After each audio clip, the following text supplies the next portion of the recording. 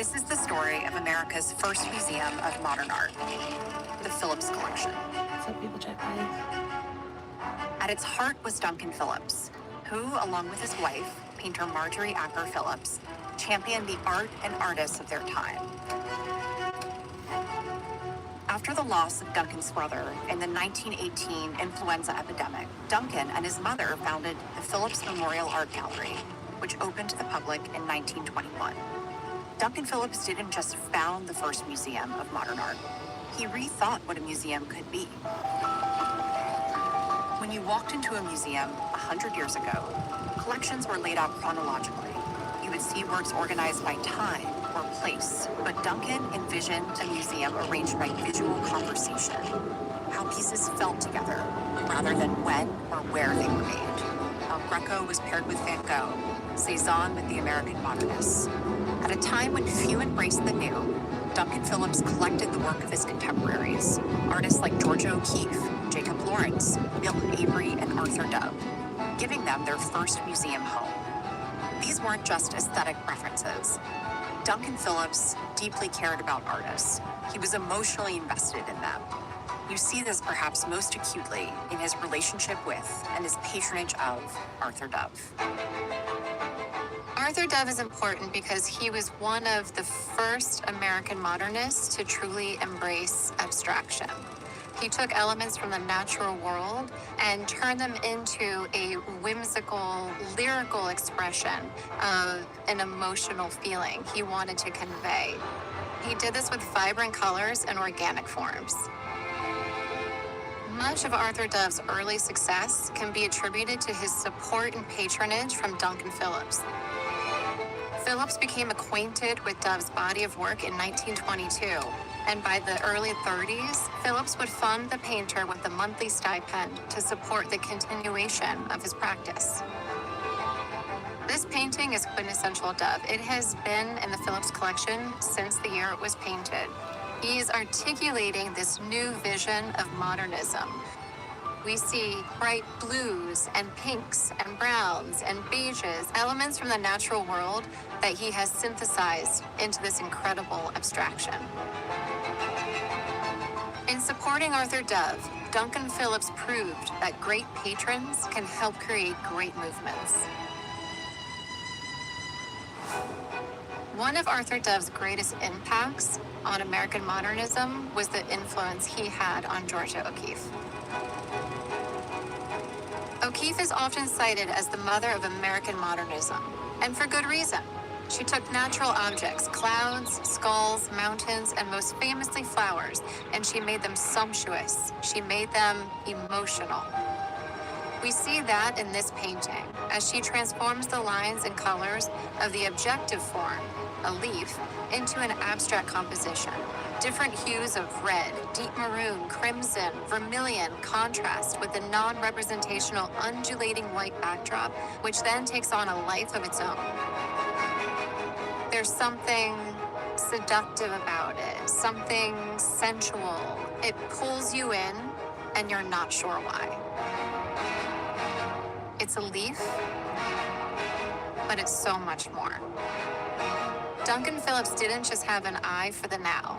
He had an eye for the avant-garde throughout history. By far and away, my favorite piece from the Phillips collection this season is this fabulous drawing from the 1880s by Georges Seurat, Clown et Pony. What we're looking at in this drawing is a traveling circus. It's not the main event, it's the free sideshow performance, which is meant to drum up business and lure in customers. On stage, you can see two clowns and a small pony between them, and you can just make out other performers in the wings and the crowd jostling below. It was exhibited alongside Sunday Afternoon at La Grande Jatte in the final Impressionist show of 1886. It was one of only 3 drawings that Seurat chose to exhibit alongside his bombshell masterpiece. Seurat was at the forefront of the Neo-Impressionist movement, and canvases like La Grande Jatte and the Circus Sideshow are among the most recognizable and iconic paintings in the world today. When you look at La Grande Jatte, I find one's immediate response is, God, how did he do that? That shimmering, otherworldly quality that it has. And in some ways, he's spelling out the answer in this drawing, because we think that Seurat is all about color, but in fact, he's actually about tone. Why is tone so important for Seurat? Well, it's in the tone and this sense of contrast, which goes from thick blacks to these bright, bright whites, that you get a sense of the life of the circus, the glow of the gas lamps, the reflection on the performers and the jostling life in the crowd. It's there that we get the sense of movement. That's what makes the drawing come alive. One of the paradoxical things about collectors who are so ahead of their time is that when you fast forward 100 years, what made them pioneering is hidden in plain view. Things today we might think of as commonplace, but that's only because he was so visionary at the time. The sale of these works from the Phillips collection will support future acquisitions, continuing Duncan Phillips' legacy, a museum that still sees as artists see. Always searching, always becoming.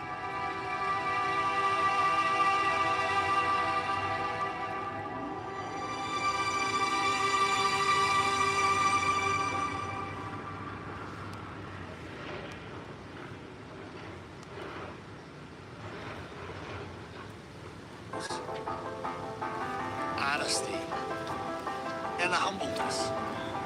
It means civic-minded, bringing beauty and art and joy, but also service and understanding that sometimes with great wealth comes great responsibility to help others. To be creative and courageous. For them, that I think that was synonymous. They accomplished things, they collected things, not because they needed to, but because they wanted to. Ultimately, they wanted to make the world, their city, and their home a more beautiful and better place.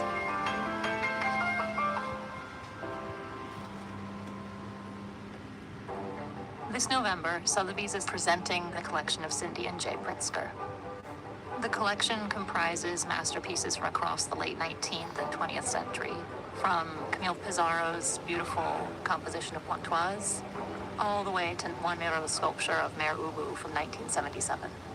Cindy and Jay Pritzker are some of the most important philanthropists from Chicago. It's hard to walk around the city of Chicago without seeing the name Pritzker, and for good reason. They're ingrained in every aspect of the city's cultural fabric. I grew up in Chicago, born in Chicago, raised in Chicago. My family's been actively involved in the city. Father was mayor, brother was mayor. If it wasn't for Cindy and Jay's engagement